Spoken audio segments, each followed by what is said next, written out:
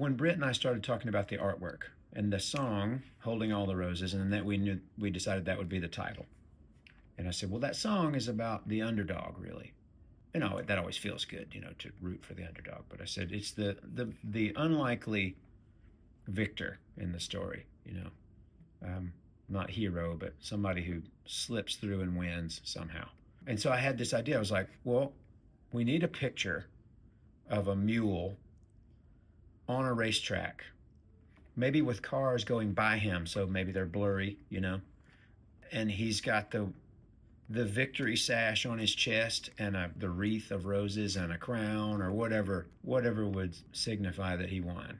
And he's like, gotcha, we can do that. Then on the back, we were like, wouldn't it be great to have like this gray-haired old man, like this Rip Van Winkle looking character in a tuxedo, and he's holding a bouquet of red roses.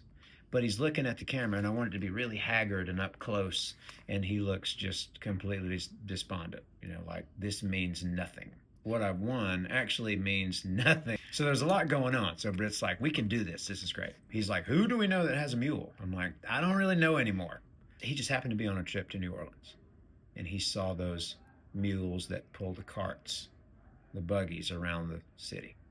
And he's like, this is perfect. So he somehow talked them into letting him take a photograph of this animal.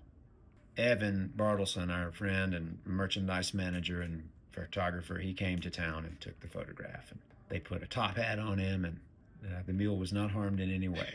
But his name was Andy, good old Andy. And the photograph that he was superimposed into, because we couldn't make that real shit happen. It's impossible. All this stuff we had going on in our brains, They put him on a racetrack that just happens to be a good friend of ours who has since passed also, is driving one of the cars in that dirt track race. So that was perfect. We just had to put Andy in there. The back cover was tougher.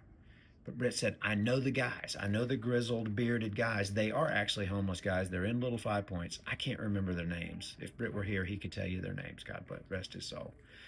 He went to them and said, can we take your picture holding these flowers? And Britt saw him all the time on the street there. Would give him money and give him a hamburger, and he's like, they knew that, so they were like, well, you can take our picture. Couldn't get him in a tuxedo or anything like that, so that part kind of failed.